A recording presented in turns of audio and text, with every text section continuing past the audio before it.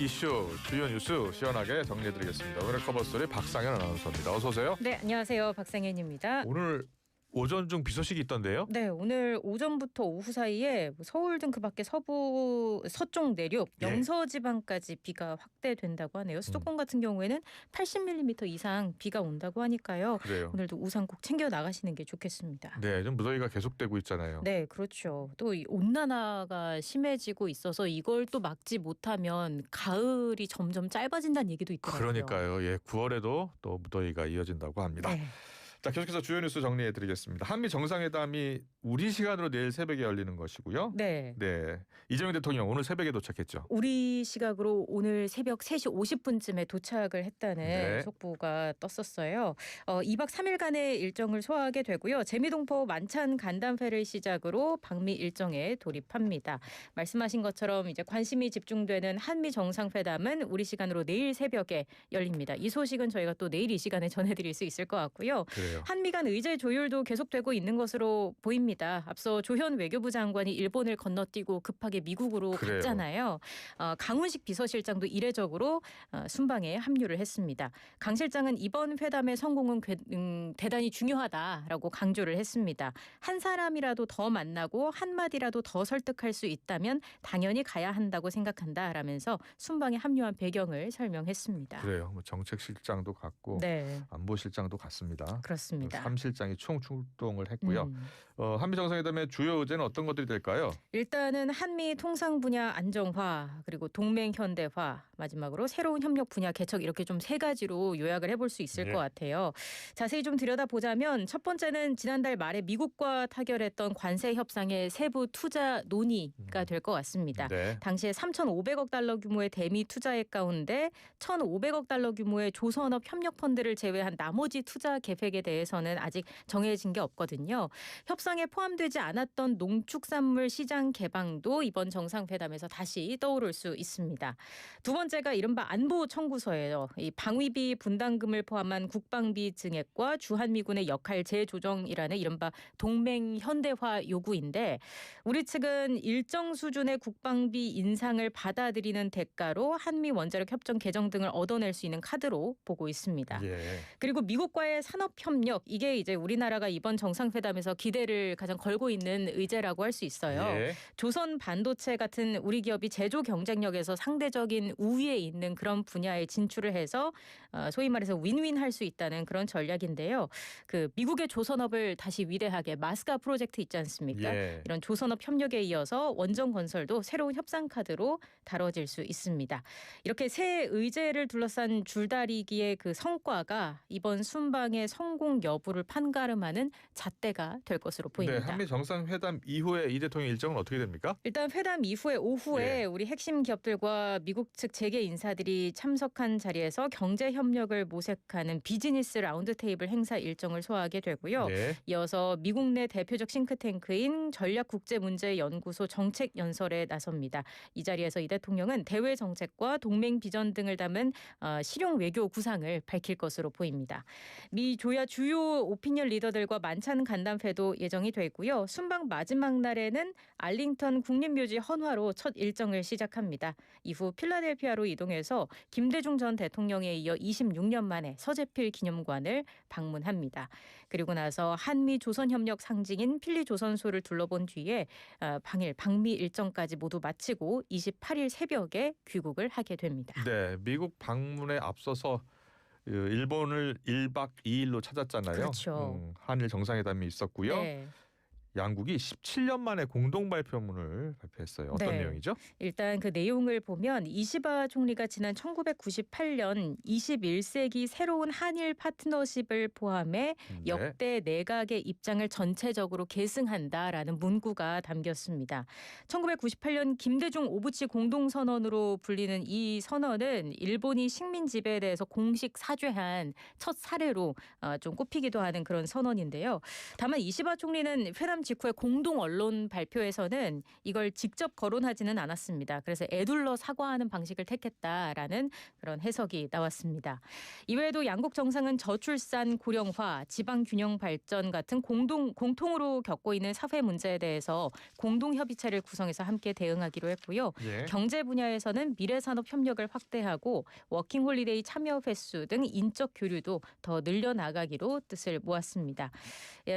한일 정상회담을 통해서 이재명 대통령이 이제 양자 정상 외교의 첫 단추를 꿰맸고 예. 이제 앞서 말씀드린 것처럼 미국 대통령과의 회담에서 어떤 성과를 낼지 주목되는 상황입니다. 네, 계속해서 한덕수 전 총리요. 자, 어제 구속영장이 청구가 됐죠. 네, 그렇습니다. 13시간이 넘는 고강도 조사 끝에 이틀 만에 신병 확보에 특검이 돌입을 한 겁니다. 예. 이로써 한덕수 전 총리는 헌정사상 구속 갈림길에 선 첫 전직 국무총리가 됐습니다. 적용된 혐의는 내란 우두머리 방조와 위증, 허위 공문서 작성 등입니다. 불법 계엄 선포가 예상되는데도 막지 않고 오히려 국무회의 소집을 건의해서 정당성을 부여한 혐의인 거고요. 또 처벌을 피하려고 헌법재판소에 나와서 여러 차례 거짓말했다는 혐의 등이 주요 골자입니다. 이 밖에도 계엄 해제 뒤에 사후 계엄 선포문을 작성하고 폐기하는 과정에 관여한 혐의도 받고 있습니다. 네, 그리고 오늘 김건희 씨가 특검에 또 출석하는 거예요? 네, 구속된 이후 네 번째인 번째입니까? 거죠. 특검이 일단 그 건진법사를 통한 통일교측의 청탁 의혹을 집중적으로 조사한다는 계획인데요. 앞서 특검이 한 100여 쪽의 질문지를 준비를 했는데 이거를 뭐 절반 정도밖에 소화하지 못한 것으로 전해졌습니다. 도이치모터스 주가 조작 사건 조사 진행 속도도 뭐 비슷한 상황이라서 한 차례 이상 추가로 소환할 가능성도 지금 계속 거론이 되고 있고요. 다만 김 씨는 구속된 이후에 특검 조사에 응하면서도 진술은 거부를 하고 있지 않습니까? 그래서 유의미한 답변이 나오기는 힘들어 보인다라는 언론 보도들이 많습니다. 특검이 앞서 김 씨에 대한 구속 기간을 오는 31일까지로 연장했잖아요. 예. 이에 따라 특검은 오는 27일쯤 모레쯤에 한 차례 정도 더 소환을 한 뒤에 29일에는 재판에 넘긴다는 방침입니다. 네, 계속해서 노동조합법 2, 3조 개정안이 핵심입니다. 노란봉투법이요. 국회 네. 본회의 통과했습니다. 그렇습니다. 개정안 핵심 내용을 잠깐 정리를 다시 좀 해드리자면 사용자와 노동쟁의의 개념을 넓히는 게 핵심입니다. 근로계약 체결 당사자가 아니더라도 근로조건에 대해 실질적, 구체적으로 지배 결정하는 지위에 있으면 사용자로 봅니다. 네. 이렇게 되면 하청과 같은 간접고용 근로자도 원청 사용자와 단체 교섭이 가능하고요. 예. 그동안 교섭 과정에서 노사 간의 주장이 일치하지 않을 때만 쟁의가 허용이 됐었는데 네. 앞으로는 명백한 단체 협약 위반으로 생긴 분쟁 등도 노동쟁의에 포함하기로 했습니다. 또 노조를 상대로 무차별 손해배상 청구를 하지 못하도록 노동자의 배상 책임 범위를 제한하는 내용도 담겼습니다. 정부는 곧바로 법 시행을 위한 후속 조치에 착수하고요. 경영계와 노동계의 의견을 수렴하는 TF를 설치하고 교섭 절차, 노동쟁의 범위 등에 대한 구체적인 매뉴얼을 만들기로 했습니다. 네, 노동계는 환영의 뜻을 밝혔고 재계는 반발하고 있고요. 그렇습니다. 일단 노동계는 즉각 역사적 결실이다라고 평가를 내놨습니다. 양경수 민주노총 위원장은 정리해고 구조조정으로 일자리를 잃어도 생존 자체가 부정당해도 법적으로 싸울 권리조차 보장받지 못했던 어두운 현실을 조금이나마 밝힌 걸로 생각한다라고 밝혔고요. 예. 반면 한국경영자총연합회와 한국경제인협회 등 경제 6단체는 강한 유감을 드러냈습니다.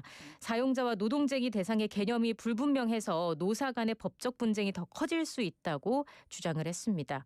이런 가운데 그 한국GM의 철수설이 또 재점화되기도 했어요. 예. 그 우리나라 대표 외국 투자 기업이죠. 지난 21일에 열렸던 그 노동부 간담회에서 GM 대표가 미국 본사에서 한국 사업장의 재평가가 이루어질 수 있다고 언급했다라는 소식을 저희가 지난주에도 전해드렸었는데 예. 그래서 한국 GM의 철수를 시사한 걸로도 해석이 됐는데 최근 미국의 관세 부과랑 한국 GM의 자산 매각 추진 등으로 제기된 철수설이 또다시 불거진 것이기도 합니다. 네.